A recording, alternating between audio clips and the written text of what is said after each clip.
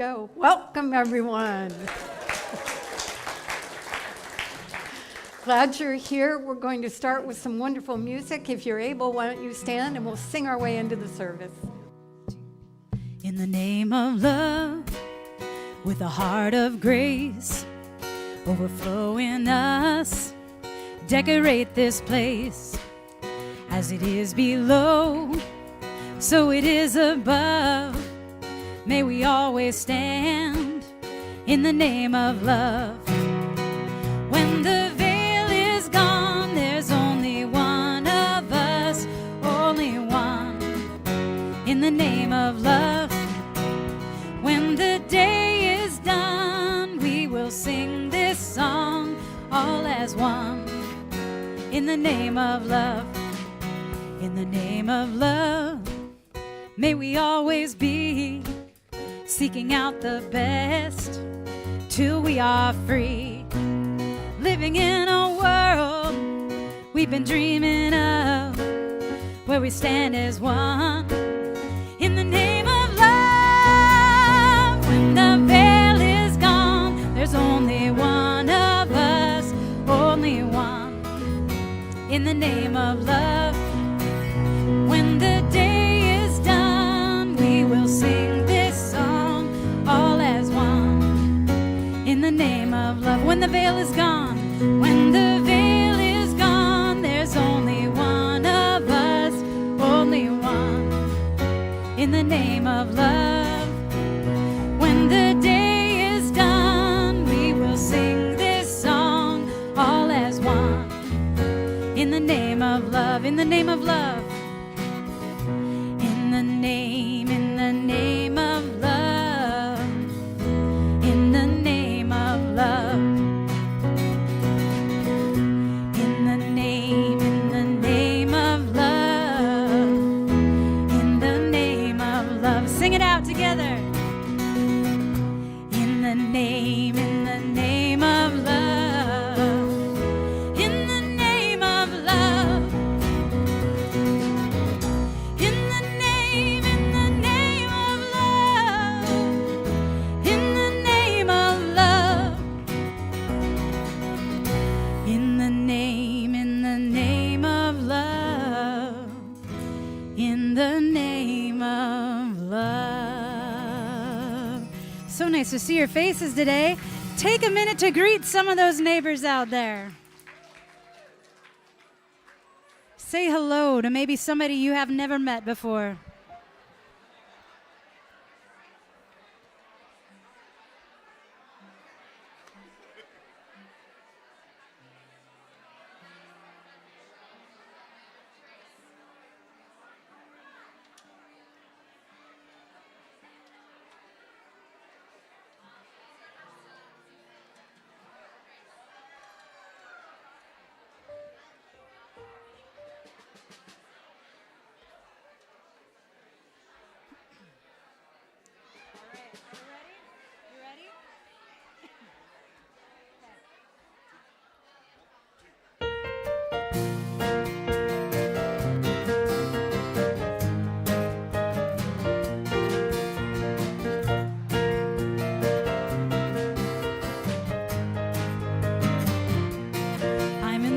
Place at the right time. I am just where I'm supposed to be.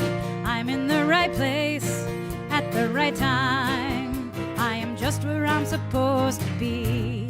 I'm in the right place at the right time. I am just where I'm supposed to be. I'm in the right place at the right time. I am just where I'm supposed to be. Oh, my soul is welcome here. Oh, my soul is welcome here. I am getting messed loud with. My soul is welcome here.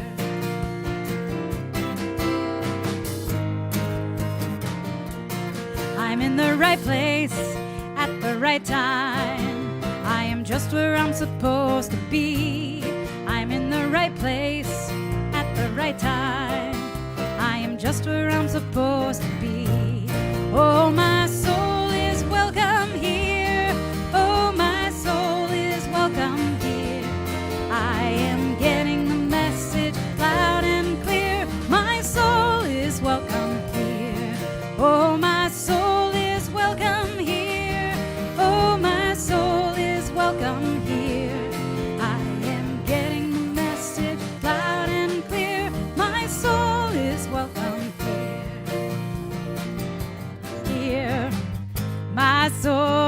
welcome here.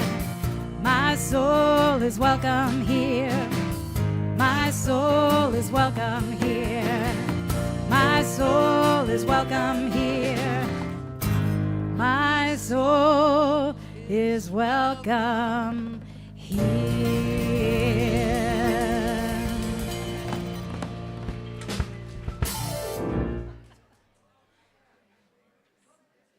Well, I'd like to invite any children that are here today to come on up front. Come on and be a part of our last. The camel just wants to fall down.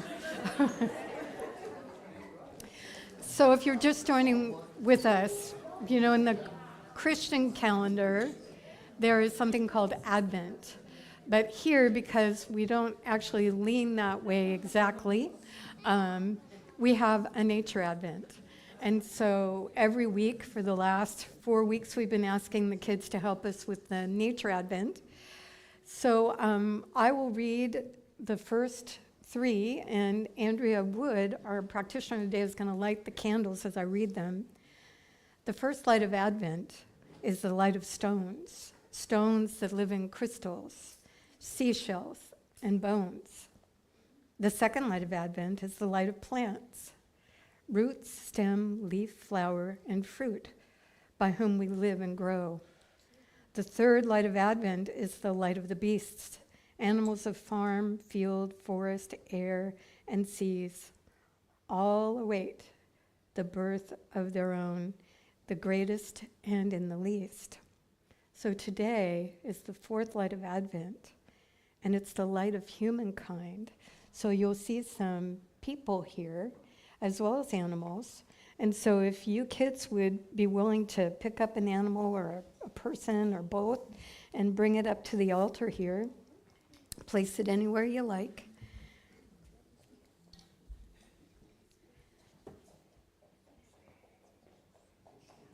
And these, oh good. And these animals and people are from Jerusalem. They were carved by a carver in Jerusalem. Yeah, come on up. Great.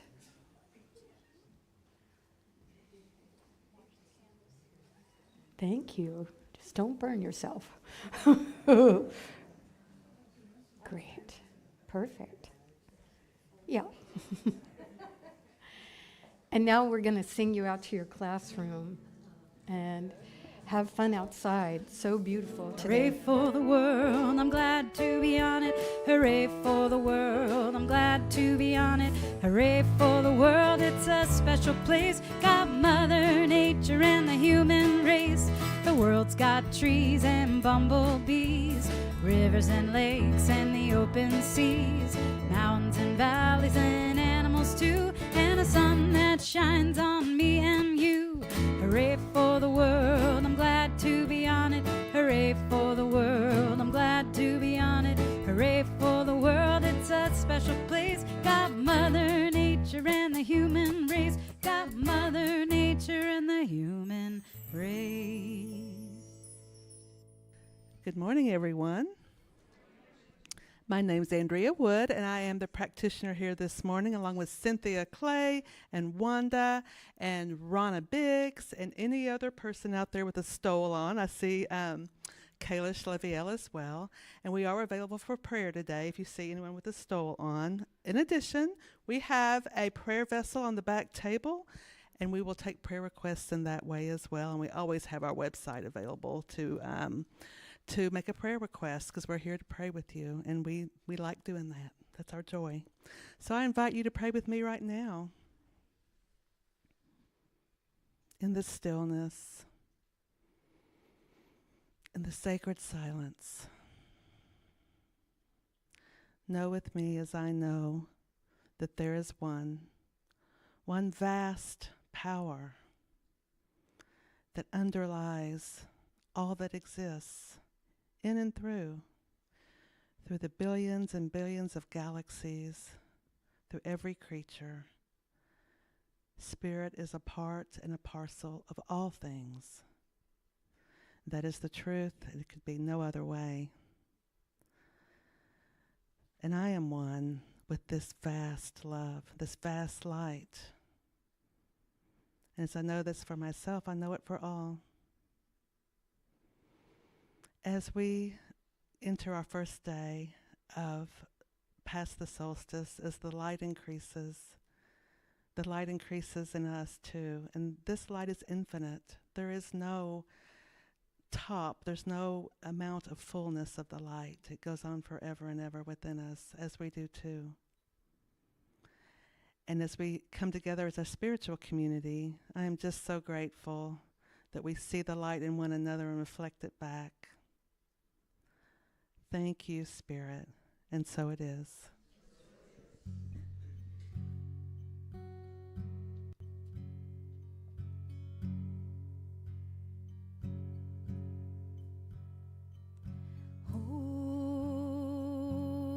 Holy, I awaken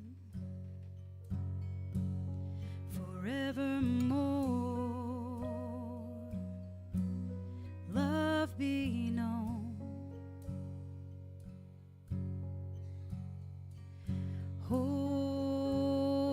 Holy, I awaken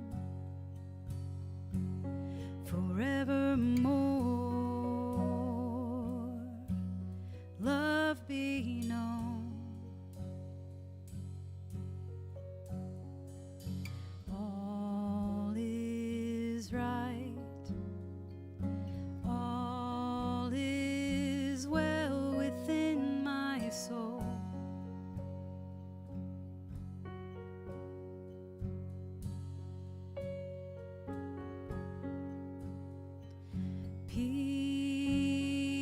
Peace be my offering forevermore. Love be known.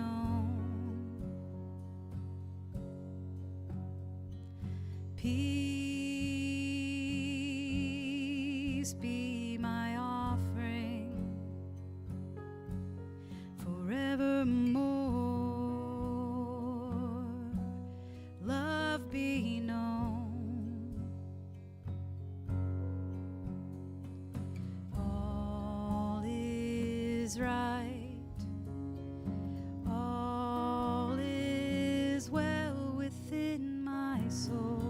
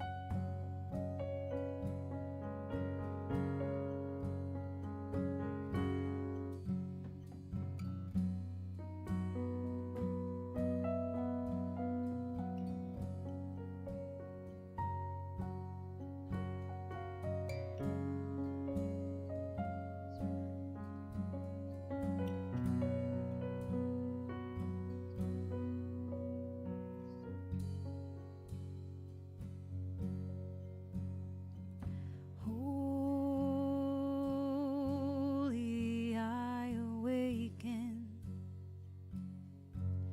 forevermore. Love be known.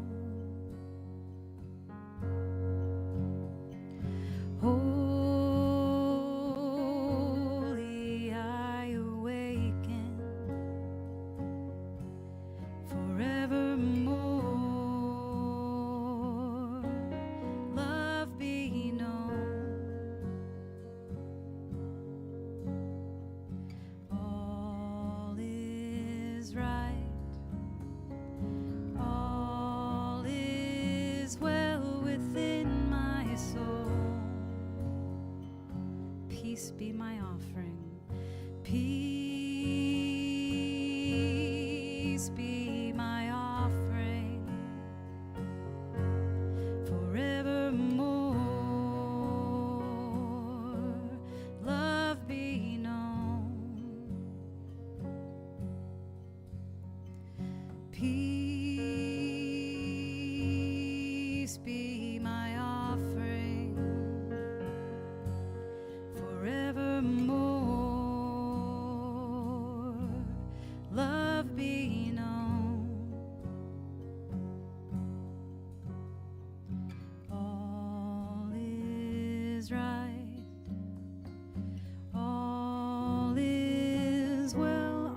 right. All is right. All is well. All is right. All is well. All is right. All is right. All is well within my soul.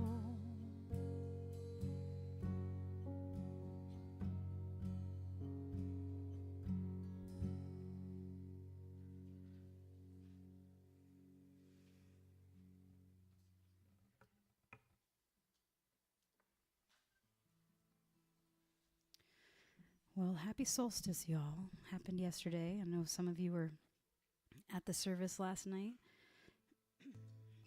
As we welcome back the light, brought this song today. There's a chorus, I believe. Oh, I didn't put the chorus on there. That's my job, to put the chorus on there. I didn't do it. That's all right. The chorus is, heart of creation, lover of shadow and light. Sing us the songs of a billion stars, silently all through the night. And we'll sing it a few times. It'll show up in the song, and if you feel so inclined, feel free to join in.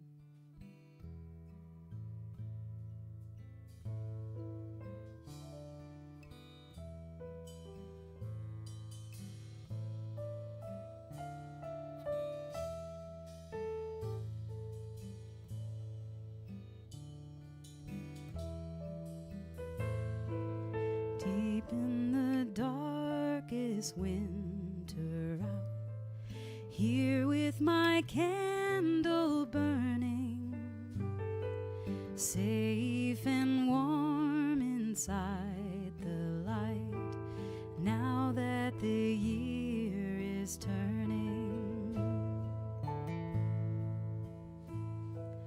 What does the future hold in store? Where has our journey brought us?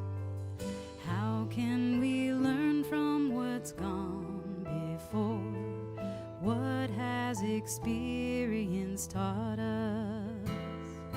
Heart of creation, lover of shadow and light, sing us the songs of a billion stars, silently all through the night. Friendship will light the darkest hour. True love will hold the vision. Peace and goodwill on earth is ours. Let it be our decision. Heart of creation, lover of shadow and light, sing us the songs of a billion stars, silently all through the night. Heart of creation, lover of shadow and light, sing us the songs of a billion stars, silently all through the night.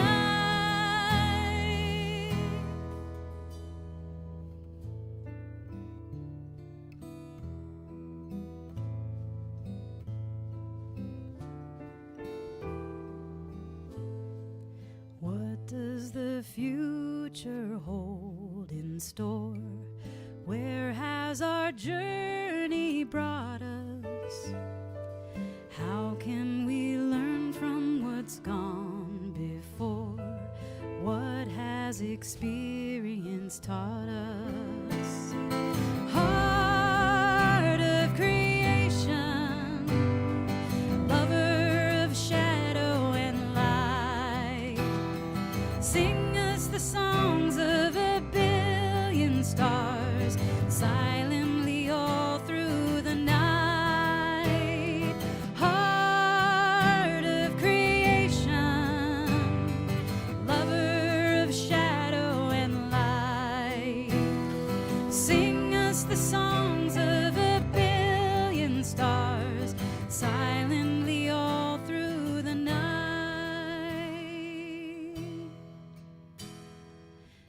Deep in the darkest winter night, here with my candle burning, safe and warm inside the light, now that the year is turning.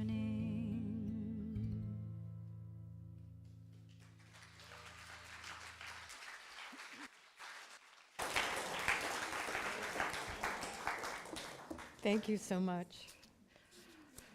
Oh, that was kind of magical. Thank you. Well, hey. December sure seems to be going fast, doesn't it? So the theme for the month is Living Beautifully, and today's theme is Cultivating Creative Mind. And I brought a quote from Pema Chodron that goes like this: if your mind is expansive and unfettered, you will find yourself in a more accommodating world, a place that's endlessly interesting and alive. That quality isn't inherent in the place, but in your state of mind. And so I was thinking about that. You know, I'm sure a lot of you have gone off on vacation from time to time, right? And it's so wonderful, it's so magical sometimes because you're in this new place and everything is alive and interesting and you're exploring. Anybody? Yeah? Yeah. And so what Pema's saying is actually, it's not the place. Like the people that live in that place, have you noticed? They're sort of like, yeah, okay, here's some Kona coffee. You know, it's like, oh, another tourist. It's us bringing ourselves to that. And the state we're in is one of newness and excitement and interest and finding things out. And so I wanted to know, well, how do I cultivate that in daily life? And so I've done so much thinking about this and exploring with it. And as I was thinking about it, I was thinking about this story. Of course I was, right? Would you like to hear it? Okay, good. So it's an old story, actually, a really old story, and it shows up in a lot of different cultures.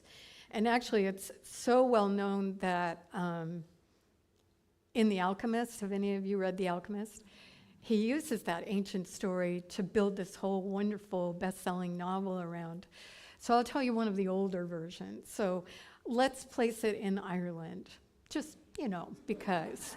And let's say that in a very, very far western village in Ireland long ago, there was a young man, and his family was very, very poor. And sadly, his parents had passed away, and so he was barely eking out a living, farming and doing odd jobs in the village. And he was a very lovely person. Everybody liked him a lot, but they didn't seem to be able to help him in any way, and sometimes he seemed a little odd because he kept having this dream. And he would tell people about the dream, and they would be like, yeah, whatever, you're just poor. That's why you're having this dream. So the dream was that in the dream, he was far from the village in the capital town, Dublin. And in Dublin, there is, of course, a castle. And there is a bridge that goes across into the castle. And the dream, every single time, was that he would find himself at the start of the bridge, and under the bridge, he was instructed to dig, and he would find a treasure. Well, the dream was so persistent that finally he decided, I just have to go to Dublin town. I just have to go. This dream is so persistent. So, you know, it's a long way from the west of Ireland to Dublin, and it took him many, many weeks to walk there. And he was very, very hungry and tired by the time he arrived. And Dublin town is not as friendly as his village. You know, no one was offering him food. No one was offering him a place to sleep. And so he would find himself a place in the city to rest for the night, and he made his way to the castle. Well, he didn't know at that time that the castle was being guarded by guards that did sentry duty all day and all night. And so when he arrived, the guards were very much present. And they were clearly keeping people from going in. And so he was like, uh-oh, this wasn't in the dream. So he walked back and forth all day long. He didn't know what to do because the dream hadn't given him an instruction on that.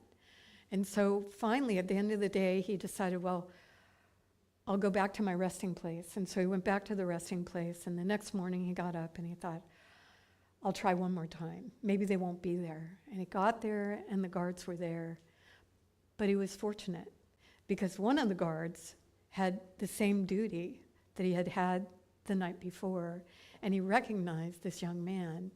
And because the young man was moving back and forth, trying to figure out what to do, and so the guard stopped him, and he said, young man, what are you doing? And he said, well, I know this will sound silly, but I had this dream over and over and over that I was to walk to Dublin town, to come to the castle, and to dig up the treasure under the bridge. And the guard laughed. Oh, sonny boy, that is the silliest thing I've ever heard. I mean, I have a persistent dream and I'm not doing anything. And the young man said, well, what's your dream? And he said, well, I dream of this place way out in the west, a little village. And there's this rundown little house in an apple orchard, and under the apple trees, there is a treasure so vast that no one would believe it. He said, sonny, go home from where you came from. And the young man went, I think I will. And he walked all the way back to his very own property, to the apple orchard, and he began to dig. And sure enough, this vast treasure was buried beneath the orchard. And he pulled it out, and he not only was wealthy from that day on, but his village was taken care of because he wanted to make sure that everyone in the village had the experience that he had of having more than enough. So that's the story. You know, there's all versions of that. There's one with London Bridge and, you know. But the point of that story, I think, for me today, the reason I wanted to be told, is because we do actually, right where we are, have a treasure trove. It's not typically bullion or gold coins or things like that buried in an apple orchard, although I wish you well. Don't forget to tithe.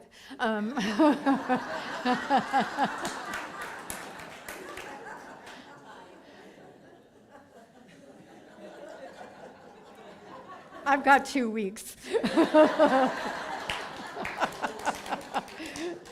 No, but I think it really references more the inner treasure that you and I carry. Andrea Wood referred to it in her prayer as the inner light.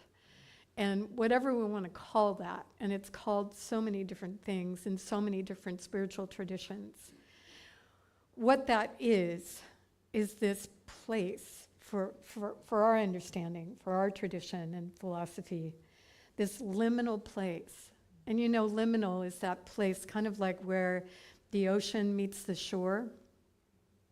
And there's that sloshy place where it's not exactly ocean and it's not exactly sand anymore. It's kind of both. Well, in us is a liminal place where there is a direct feed from the divine, from the infinite, from the vast, incredible energy that is available with the personality self. And that place is where our treasure lies. Because from that place, if we're able to find a way to live from that place, we have a totally different experience of living than most people in the world. And why? What is that? Why would I say that? Well, so for me, living from the liminal means living differently than the way most people live their lives, and unfortunately, us too. So you know very well how routinized your life is. You know, you get up in the morning, you do the same kind of ritual to get yourself going. I don't know what yours is. Mine is like, okay, greet the dog, put the slippers on, go upstairs, get a cup of coffee after I've had a glass of water, sit down with the dog in my lap, you know, and on it goes. In our work day, same thing. You know, we have certain routines that we've set up. And these are not bad. They're not bad things. But unfortunately, what they do, if we're not careful, is they make it so that we don't touch the liminal at all. They make it so easy for us to just go on automatic pilot and just be going through our day, same old, same old, same old, same old. And you know what happens when we do that? Same old. That's it. We don't get anything new. We don't cultivate a creative mind. We don't have inspiration, and we don't feel like we're on vacation. We feel like we're in same old. But we don't have to live that way. Really, we don't. But it takes some real intentionality to bring ourselves to the place again and again where that liminal space is, where there's this incredible energy available to us that carries with it anything and everything you could imagine in terms of how to be, how to live, how to experience, how to express. And so it's actually not that hard to get to that place as long as we realize that the routines are what stand in the way sometimes. And we break them. We have to break them. How do we break them? Well, you know, Mary Oliver, the incredible poet, actually summed it up in 3 sentences in a poem. It's sort of a poem. It's sort of instructions for life, which is what she calls it. She says, all right, pay attention, be astonished, tell about it, right? So let's talk about paying attention. So routines make it so that we're sort of not there. We can be on our phone, we can be on our computer, we can be in a book, we can be wandering around the world, driving, scary, and we're not there. We're somewhere else. So paying attention actually means learning to be mindful about this present moment, right here. And what I've experienced with that is extraordinary. And probably you too. What I've experienced when I am fully, mindfully present, walking in the world without any agenda, without any habituated ways of doing for a bit, all of a sudden the world that I walk in all the time and don't see, becomes visible again. And I see on the path the rhododendron blooming now. And I see the 2 trees that are hugging each other in a love embrace on the path. And I see light shining on the dewdrops of the ferns. And I'm astonished, right? The same is true. I remember I was teaching how to meditate a while back. Some of you were there. And I felt so dorky because I had had this experience I was trying to talk about, but it was so dumb, but it was so real. So I am the only one drinking coffee at my house. And so I have a little Melita with a little filter and coffee, you know, and every morning routine, I pour the water over the coffee. And I was in the state after meditation of just being very present, which apparently I had never been with the coffee before. And I'm watching the water go through the grounds, and the grounds are making rainbows. And I was just transfixed. It was like, oh my God, how did I miss this? And so I just watched the rainbows until they all popped. It was amazing. It was an extraordinary experience. And so now, I know this sounds really dumb, and yet it's like these little tiny nanosecond moments of being awake, really awake in life. And so what that did for me is I was like, all of a sudden I was aware of the farmers who had harvested the coffee and the roasters who had roasted it for me and the people who had brought it to the store and the checkers that had sold it to me and my husband who had ground it for me, et cetera, et cetera, et cetera, all the whole line that brought rainbows into my cup, right? And that's what happens. When we pay really close attention, this whole place is a total miracle. A total miracle. You know, one of my teachers, Thich Nhat Hanh, used to say, he was referencing Jesus, who walked on water in one of the stories. And so he said, the miracle is not to walk on water. The miracle is to walk on the green earth, fully present. And it is. It's completely amazing. But if you're like me, most of the time I'm not in amazement. I'm just not. I can name you lots of states. Maybe you'll recognize some of them. So there's lovely states like I'm in love with my new dog. But I'm also annoyed with my new dog, right? You know, so is that present? Maybe. But it doesn't lead me to astonishment, which is the second instruction. So let's talk about that. Astonishment comes when we are so mindfully present that we realize, like I did with the coffee chain, that we enter our, that we literally cannot be here without so many other people, so many other species, so much happening to make it possible that we're sitting right here together today. It's amazing when you think about it. It's astonishing that it all works the way it is, because you know sacred humans. You wouldn't think it would work that well. You know what I'm saying?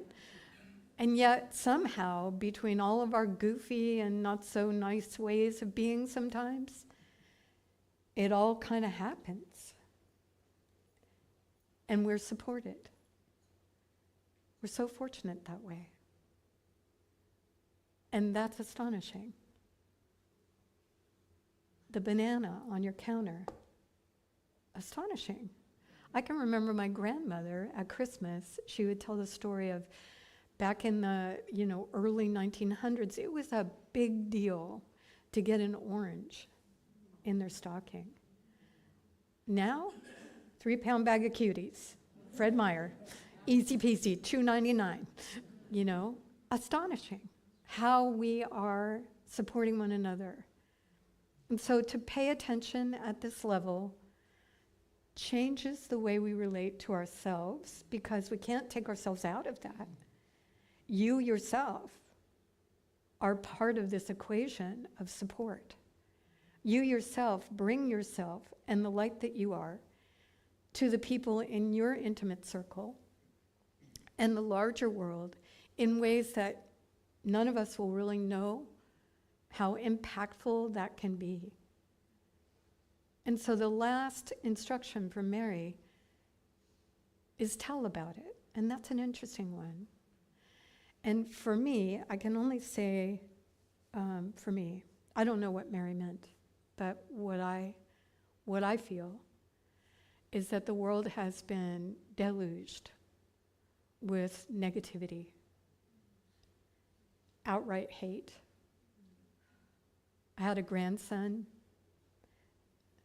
step-grandson that lives in a different area, who posted that he had one bullet in his chamber for the Democrats. I was so stunned. I actually try not to respond to things like that, but I wrote him and I said, hey, honey, that would be me. Are you sure you mean that? Never heard from him again, ever. So there's a lot of that going on.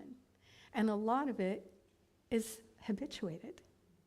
We've gotten used to it. And so why would we tell about rainbows in Amelita? Why would we talk about the light shining through ferns? Why would we talk about the rainbow that we all saw the other day? Because it's a counterbalancing. It's a way of flooding the consciousness that we all share as sacred humans with a different idea, with a remembrance, with an awakening, with a way of looking into the world that's different. And maybe, just maybe, that kind of sharing brings things into more alignment so that more and more people can be lifted and see truly the miracle it is to be a sacred human. So this pay attention, be astonished, tell about it.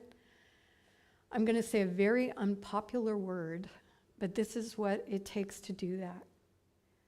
Discipline.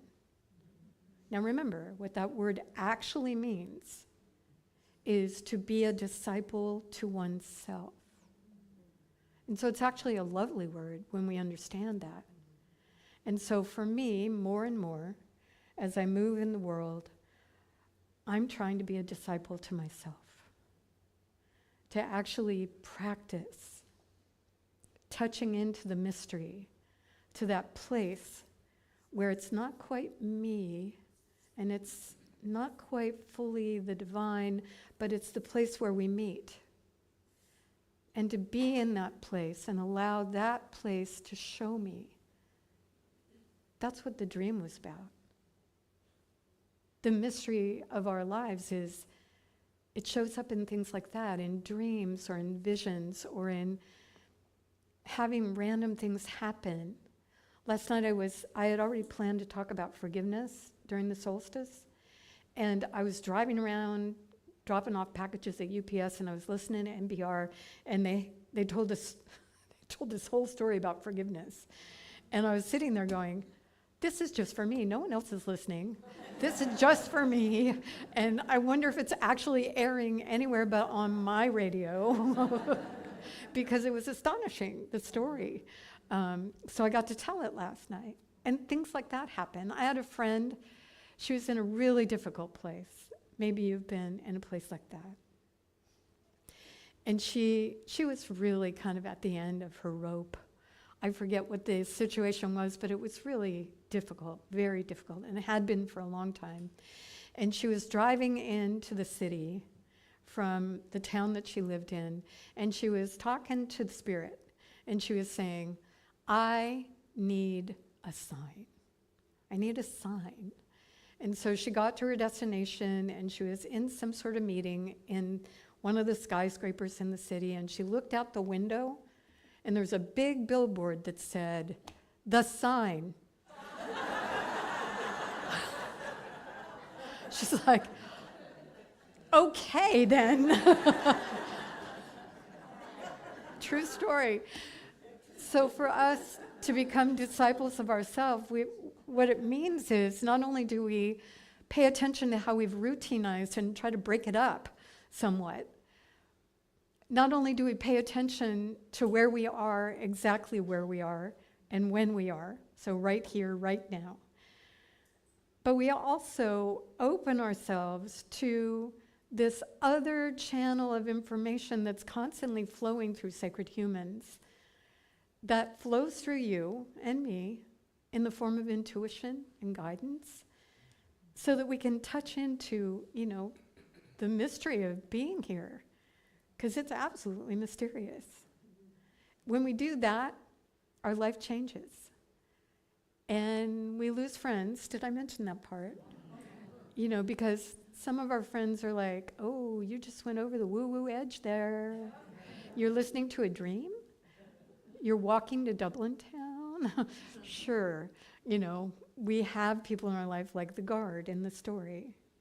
But we also have people in our life that are wanting to do the same thing, that are wanting to live awake in the world, that are wanting to be fully here, fully alive, and allowing the creativity that they are to show up in so many ways, very uniquely for each of us.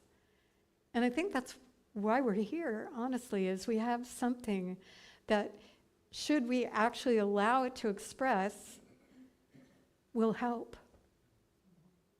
So how about if I do a prayer for all of us to be awake? Ready? Because that's, ready? Really ready? Okay, I'm doing it. Life changes when we're awake.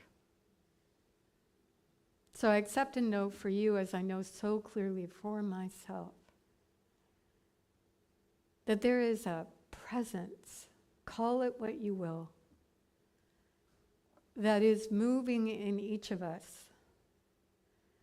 It's available 24/7, all the time.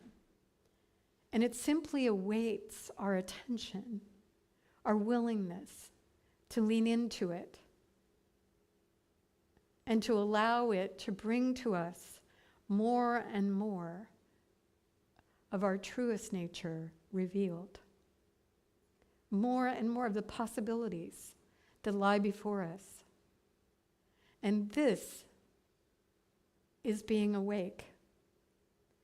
And so I accept that there is now a willingness in me, and if you accept, also a willingness in you, to be more and more present, more and more willing to be awake in every situation, from the tiniest habitual places to the brand new vacation experiences and everything in between. And I commit myself to not only be awake, but to allow this awakening to be an astonishing and beautiful expression of my own creative mind. My state of mind is transformed by my willingness. And so I'm grateful for every day, no matter what it contains, no matter what's showing up, because I am fully with it, present. And when life tries to intrude with too much, I'm present with that as well, making fresh choices in this awakened state. And all of this allows me to be a light in the world, to tell about a world that is different and radiant and filled with possibility. And I'm grateful, so grateful, for being a disciple unto myself, training myself to be in this state more and more fully. And so it is. Thank you, everybody. Thank you.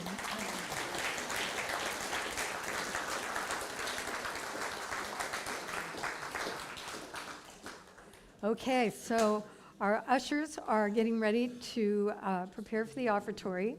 We have a different setup with our chairs. And so we have 3 ushers, it looks like, right? Heather and Steve and Janet. I want to thank you ahead of time for everything that you bring here, all of it.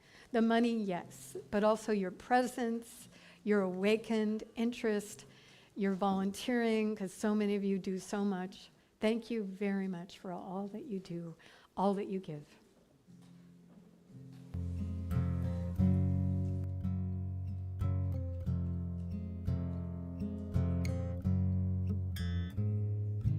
All is growing and expanding. Blessed be the light has come, and the love that's everlasting. Blessed be the light has come. All is growing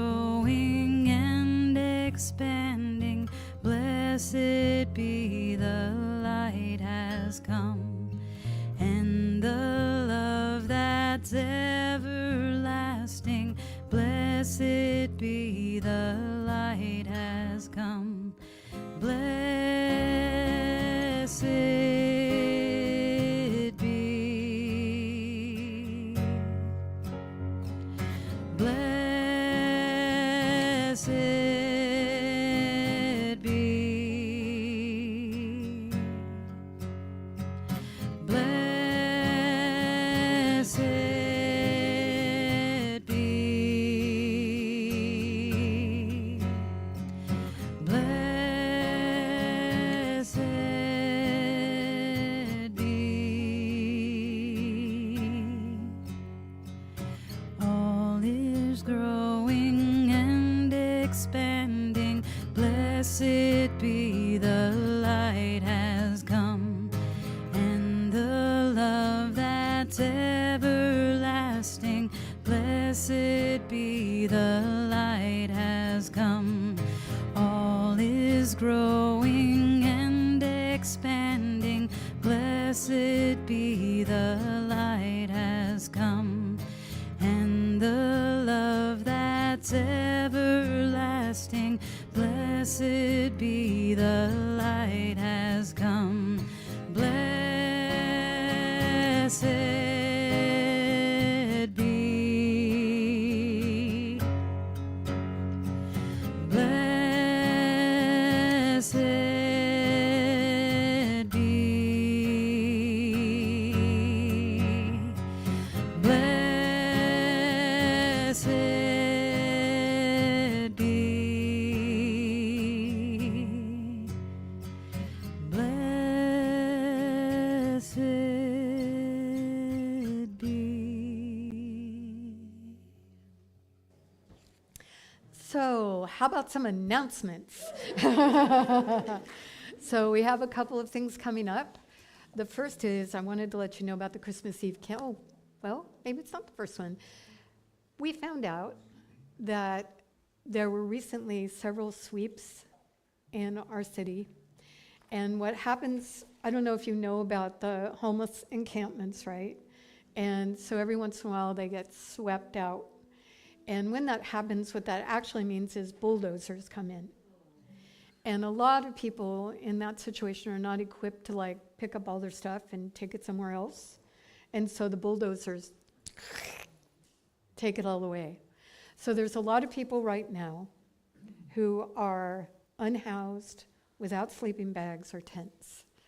And so this isn't an ask for buying a sleeping bag or a tent, but if you happen to have one or two that you're not using anymore, maybe you stopped sleeping on the ground a while back, like me, and you can donate. We have a barrel in the back, and we'd love to have you bring those here, and we will make sure that they go to people that are in real need for those sleeping bags and tents. And this Tuesday, whoa, I can't believe it, Christmas Eve. Did you get all your presents wrapped? Yeah. I had a friend tell me, annoyingly, I was not in my awakened state when he told me this. He said, "Oh, we don't do Christmas." And I'm like, "You don't?" And he said, "No, this whole baby Jesus thing, no." I said, "So your kids grew up not having presents?" He said, "Right." I said, "That's just brilliant."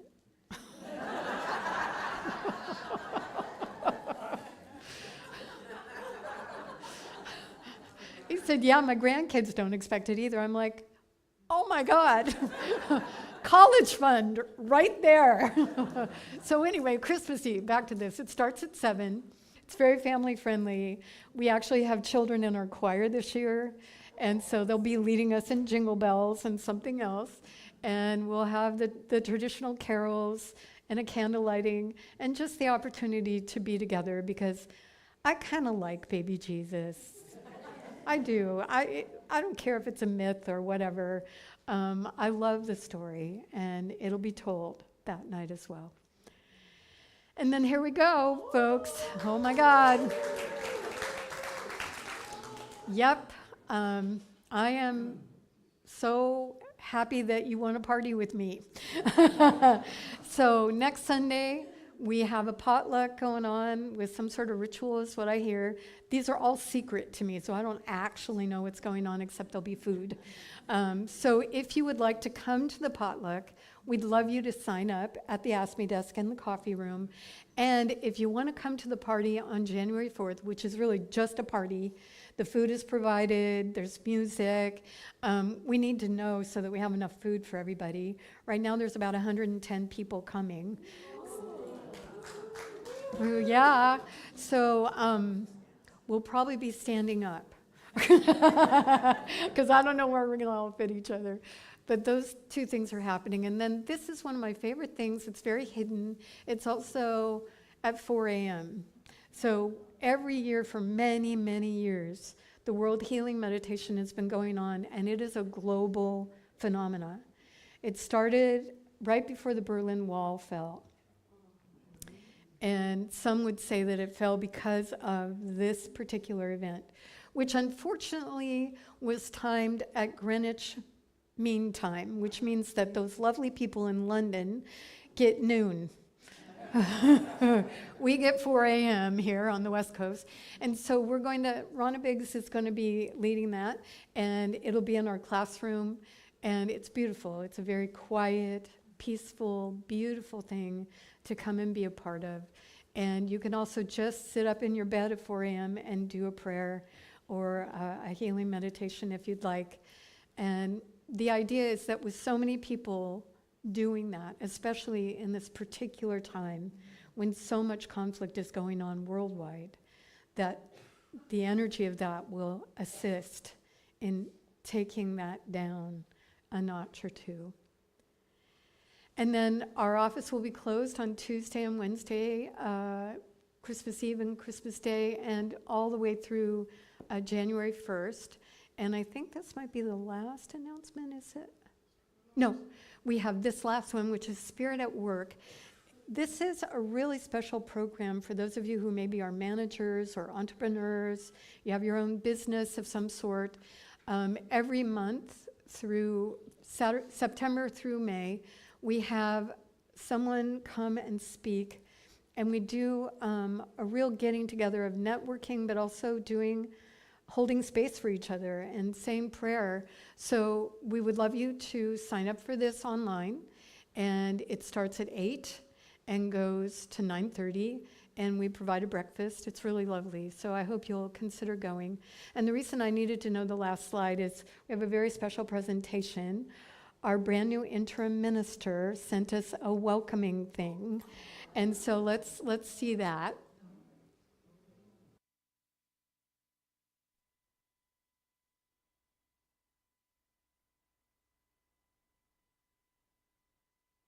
Hello, my name is Bob Dean.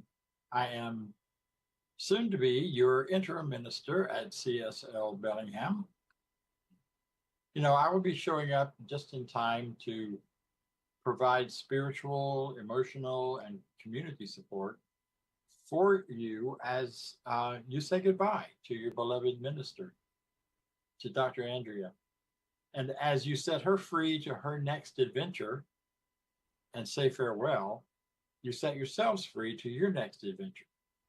And while that first part of being set free sometimes, and those first steps can be very sad and very can bring up a lot of grief, in the long run, you're going to all be moving forward into a greater and greater expression of life, to a greater expression of your own personal lives and a greater expression of CSL Bellingham. I'm happy and looking forward to being a part of that movement, that conversation. I will be there to support you. I will also be there to know you. I'm looking forward to getting to know you and to understanding the vision and purpose, both written and spoken and quietly and within your own minds, of what you really imagine yourselves to become as a community. And as we explore that and we create a consciousness in which you can attract your next minister, you will find a greater sense of livingness and joy. That may be a while in coming, granted, but it will come. what I'm most excited about is to share with you some of my travels. I've been a minister in this teaching since for 30 years. Prior to that, I was a Southern Baptist. Don't hold that against me. I learned a lot about love from those folks, and I learned a lot about self-care from those folks. I am looking forward to spending this time with you, with sharing information, also with exploring that beautiful campus you have and that wonderful part of the country that you live in, which I have only heard and know wonderful things about. So with all of that, I will simply say, looking forward to seeing you. I will be there on the first weekend in January, and I will be there with a great deal of joy and excitement. So thank you for inviting me and opening your hearts and your minds to my presence. We'll see you then.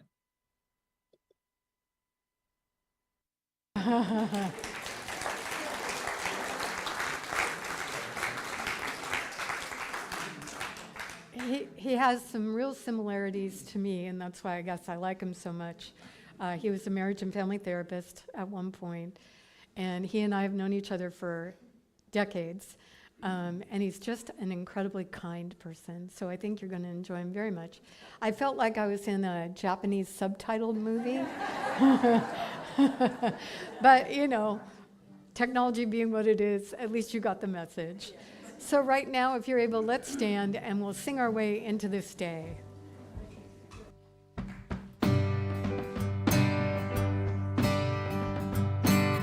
We shall be known by the company we keep, by the ones who circle round to tend these fires. We shall be known by the ones who sow and reap the seeds of change alive from deep within the earth. It is time now, it is time now that we thrive. It is time we lead ourselves into the web. It is time now, and what a time to be alive. In this great turning we shall learn to lead in love. In this great turning we shall learn to lead in love. One more time. We shall be known by the company we keep, by the ones who circle round to tend these fires. We shall be known by the ones who sow and reap the seeds of change alive from deep within the earth. It is time now, it is time now that we thrive. It is time we lead ourselves into the web. It is time now, and what a time to be alive. In this great turning we shall learn to lead in love. In this great turning we shall learn to lead in love. In this great turning we shall learn to lead in love. Thanks everyone for being here today. Have a good holiday season. We'll see you again soon.